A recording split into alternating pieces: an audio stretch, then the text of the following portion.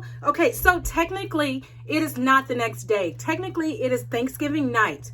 But catch this. My kids and my husband are gone. They're at our family's house, and I am by myself. And it dawned on me, now would be a really good time to do Friday's video, because if I do Friday's video on Thursday night, then I don't have to do Friday's video on Friday. And so here I am. And I had a really good idea, which it actually wasn't my idea. It was my friend Alma's idea. And she was like, hey, you got a book list or something? And I'm like, do I have a book list? Of course I have a book list. So today we are talking about 2 of the book lists that I use, why I use them, and where I get my books. So, where should we start? Book list number 1 is the Mensa Excellence in Reading book list. And book list number 2 is the Good and the Beautiful's recommended book list. So let's talk about Mensa first. So you can go on the Mensa website, and they have 4, I think. They changed it last time I looked, but when I first started using them, they had a 4 book list that you can look up. They have one for K through 3, 4 through 6, 7 and 8, and then high school. And now that I think they've added a nonfiction list, but here's the list. I have one for my, this is my boys list. They are working through the K through 3rd list. And when they've read a book, they put the date that they read the book and they rate it. It's really honestly on the honor system, but we don't do that dishonorable stuff. So when they finished one of the book lists in total, and there are 1, 2, almost like 2¼ pages worth of books on here. They go from early readers to they have some chapter books, early chapter books like Charlotte's Web and stuff on this one. When you finish this and you turn it in, you have to turn in the original. They will send you a t-shirt and a certificate. So that's, woohoo, that's, my kids are like, whatever. But I think it's a nice little, we're just practicing finishing things.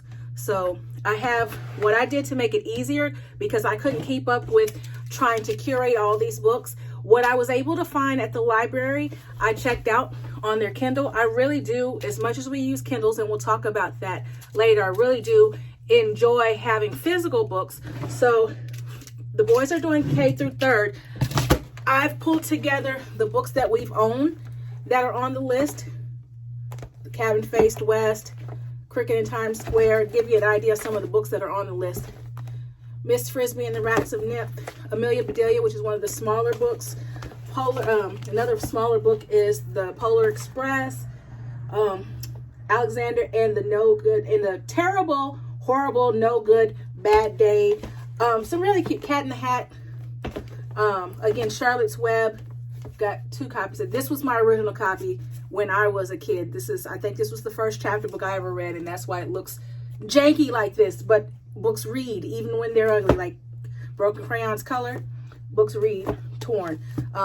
Peter Rabbit, which I love Peter Rabbit. Pippi Longstocking, not one of my favorites, and I will talk about that in terms of the content. So Mensa is not a Christian book list. It's not.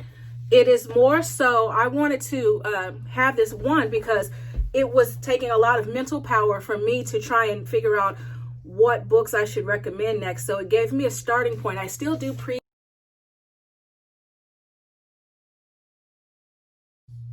Okay, so guess what? That cut off my video. Anyway, I'm gonna sandwich these together in editing. But what I was saying is that these are not like Christian, they're not necessarily wholesome. I do preview and pre-read them, or I'll listen to them. I'll check them out on the library and listen to them before, like some of them on the girls list. And we started this, it's not filled out because she started over, she has some of them filled out. But on the girls list, I didn't like some of the books, and they actually give some license for that. They say you can substitute some of up to like 4 titles, which is great. Which one did I pre-read that I didn't like? They've already read the Orales, Greek Gods and Myths. Oh, the Darkest Rising series. So there's the Darkest Rising sequence by Susan Cooper. There's 1, 2, 3, 4, 5, 6 of these stories. They're fantasy, which I don't have a problem with fantasy. My kids have watched and read part of Lord of the Rings, Chronicles of Narnia, Harry Potter even.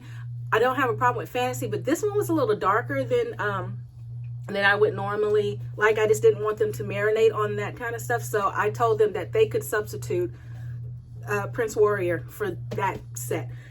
And that's what we're doing. But anyway, so the 4th through 6th grade, they also have a box. See, I labeled it. Boom.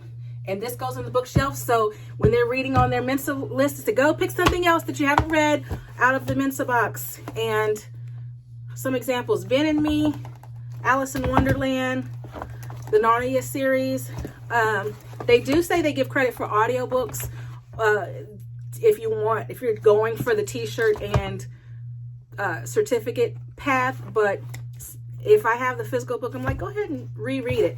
Except maybe Chronicles of Narnia, because my kids can pretty much tell you those verbatim. So Betsy Tacy, this one's really good with the Orales, Norse myths and Greek myths, which we got a good introduction in CC doing Greek myths, but there was a certain video game coming out, and I told my boys, look, you're going to have to, so my boys have read the Norse myth one, because I told them, you're going to have to be familiar with this if you're going to play this game that also has the Norse mythology incorporated in it. So yeah, they did that. I find any reason to motivate them. So yeah, that's Mensa Excellence in Reading. That just, again, gives me a baseline. And I like to have this because working off a book list, especially one like this that's more general society, gives you a canon of cultural canon of context, things to reference. Everybody knows Cat in the Hat. Everybody knows Three Little Pigs. If you're familiar with these stories, you can reference them. You can harken back to them when you're giving metaphors. They just kind of give you a good baseline to be able to be culturally competent.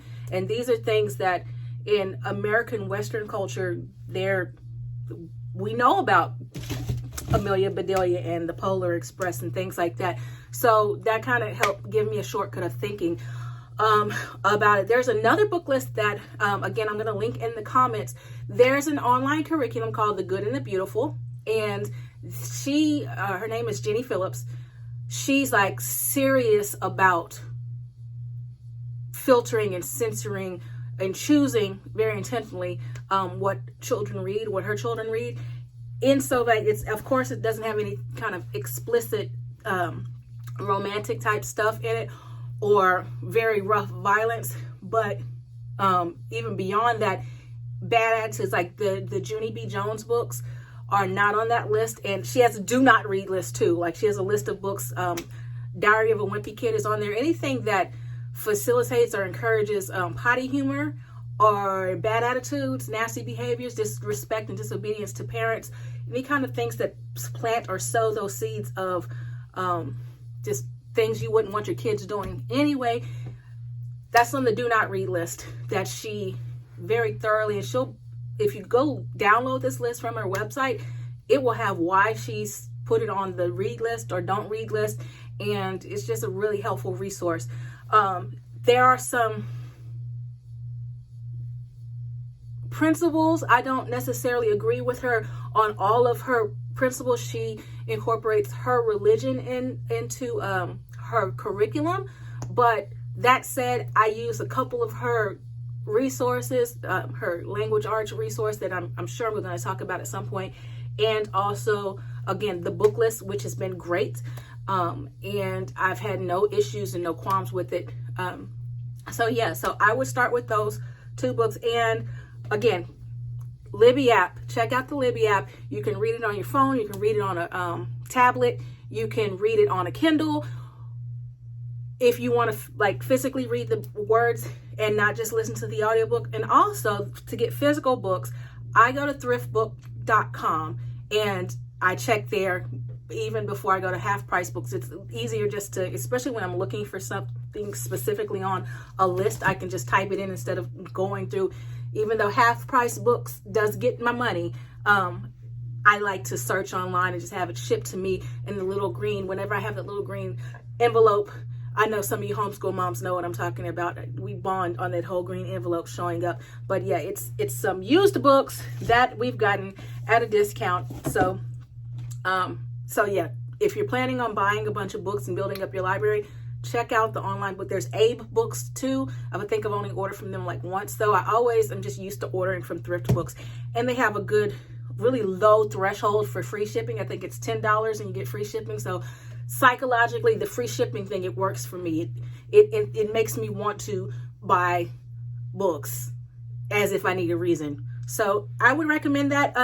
They do referrals. Yay. So if you feel it so led, use my link so that I can, again, get some credits, some book credits on my thrift book accounts to buy more books, so I can fill out the rest of my Mensa booklets library and all that fun stuff. So thank you. This is I've lost track, but this is one of my favorite homeschool resources, and I will talk to you tomorrow, which is really day after tomorrow, but you get the point. Talk to you Saturday. Thanks.